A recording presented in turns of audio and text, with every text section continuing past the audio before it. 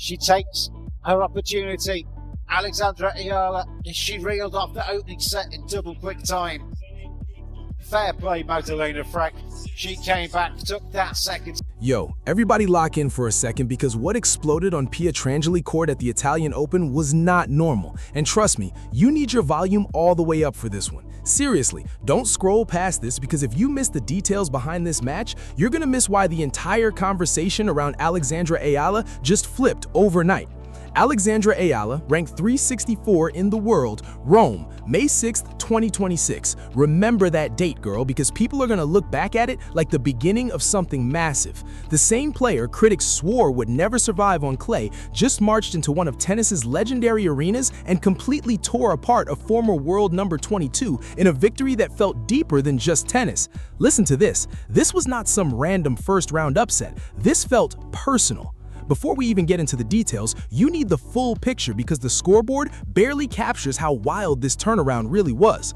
3 straight clay events, 3 brutal defeats. Stuttgart finished, Madrid destroyed 6-2, 6-1 by Mira Andreeva in a beatdown so rough it honestly looked painful to watch. The tennis world already had the narrative loaded and ready to fire. Eala is only dangerous on hard courts. Clay exposes her. She'll never build a real game on this surface. The doubters came armed with receipts. They had the stats, they had confidence. And then Alexandra walked onto Pietrangeli court and handed Magdalena Fręch a first set bagel, 6-love. 35 minutes, absolute chaos. Let that sink in for a minute. This happened against the player who owns wins over top 10 opponents on hard courts. This happened against the seasoned veteran who has lifted a WTA trophy, climbed all the way to world number 22, and survived nearly every kind of pressure this sport can create. Alexandra Eala ripped through 6 straight games without dropping a single one. Hold up, because she didn't just win the opening set, she controlled it as the script had already been written in her favor. 6 total service breaks in the match, a ridiculous 68% success rate behind her second serve, 82 total points won compared to Fręch's 75. Every major number leaned toward Eala. But wait, here's the stat that changes the entire story. Here's the number Eala fans need permanently burned into their brains. 68% on the second serve. You remember the Lind match, right? Do you remember Ostapenko? That nightmare performance where every second serve Eala hit got punished instantly like opponents were hunting it on purpose? Zero confidence, zero solutions? That ugly 0% became the scar she carried with her after those losses. That weakness followed her onto the flight to Mallorca. That was the issue she walked into the Rafa Nadal Academy with and basically told the coaches, we have to solve this now. And somehow they did. 68% today. Better than her own first serve numbers. Better than Fręch's first serve numbers too. The exact shot that was used to collapse under pressure on clay suddenly became the foundation holding this entire performance together. 1 week of adjustments, 1 week of non-stop reps, rebuilding mechanics, fixing timing, and the first serious clay court test against an experienced veteran. She dominated nearly 2/3 of every second serve point she touched. That's not a minor improvement. That's a completely different player showing up. But listen, I'm not going to sugarcoat the second set because real champions rarely get clean, easy stories.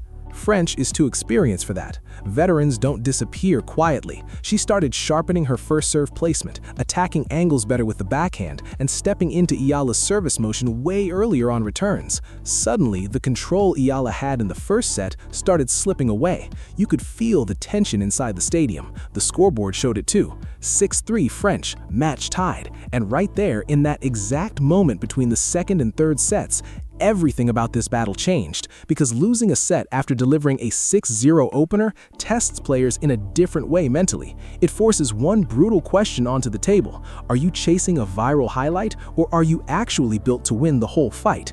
Weak players panic there. They start living in the memory of the first set instead of surviving the next point. They freeze. They start doubting themselves.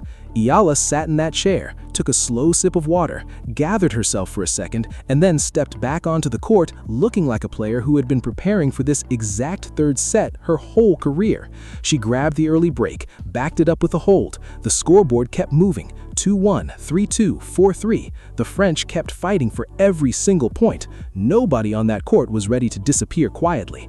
And all around Pietrangeli, those legendary marble statues stood frozen in place, watching the battle the same way they've watched generations of Italian tennis history unfold for decades. You could feel the pressure building. Then came 5-4, Eala serving for the match. The entire stadium froze. 115 million Filipinos across the globe were holding their breath at the same time, and Alexandra Eala stepped up and closed it out. Round of 64 secured. Waiting next, Wang Xinyu from China. Yeah, the same Wang Xinyu who beat Eala back in Auckland in January, 7-5, 6-4. A painful three-set loss that stayed in Eala's head for months. Now the rematch is finally here. And listen to this, the version of Eala walking into that showdown is nothing like the one who walked away from Auckland defeated. That's the type of match that exposes exactly who you are under pressure. But none of those headlines matter if she doesn't handle Wang first. And none of this even becomes possible if she loses today. But she didn't lose today. Roland Garros begins May 18th, 12 days. Just 12 days for Eala to keep stacking everything she started building in Rome. Confidence, rhythm, movement, and clay court instincts sharpened under real pressure at a WTA 1000 event. Every win on clay before Paris adds another layer to this transformation. And today on Pietrangeli, against the former top 22 veteran who absolutely believed she could wear down a 20-year-old Filipina struggling on clay, Eala delivered the biggest statement of her entire 2026 European swing. Her clay court record entering Rome? 14 wins, 23 losses. Every critic knew those numbers by heart. Every article used them against her. It became the weight pulling her story down every single week. Today, she started tearing that narrative apart. And here's the part I really need you to understand, because this is why this victory feels completely different from everything else she's done in 2026. Auckland, Indian Wells, Dubai, all those breakthrough moments came on hard courts. That's the surface where her lefty serve becomes deadly, where her backhand flies through the court untouched, where movement feels natural, where every weapon in her game looks at its sharpest. On hard courts, Alexandra Eala has already become one of the biggest stories in women's tennis. But on clay, Eala still felt unfinished. Before today, she still hadn't produced one true signature clay court win against a serious opponent this season. 3 tournaments, 3 fast exits. The tennis establishment had already made up its mind that clay would always limit her, the surface where Alexandra Eala's story would stop short of greatness. But today, hold up, she didn't just add another page to the story, she rewrote the entire identity of it. She walked onto the most iconic clay court in Italy. She stared down a veteran carrying experience, ranking history, and every advantage clay gives to grinders. She survived in 3 sets. She broke serve 6 times. She dominated 68% of second serve points. And those marble statues that have silently watched champions walk through Pietrangeli for nearly 100 years just witnessed another name join the memory of that court. Alexandra Eala, Philippines, May 6th, 2026. Clay is not her weakness anymore.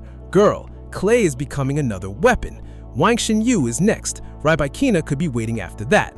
Roland Garros opens in 12 days, and the same player they said could never survive on clay just forced the entire WTA Tour to pay attention to the most breathtaking court in Italian tennis. Terra Nova, Eala Army, Rome belongs to us tonight. Drop those Philippine flags in the comments right now. Tell me where you were when she closed out that 3rd set. Tell me what your reaction was during that opening set bagel. The algorithm needs to hear about what happened on Pietrangeli today. 115 million Filipinos around the world are celebrating this moment, and honestly, they deserve to, because the clay court version of Eala they always believed was hiding inside her, she finally arrived. She really arrived. Thanks for watching, and don't forget to subscribe to the channel.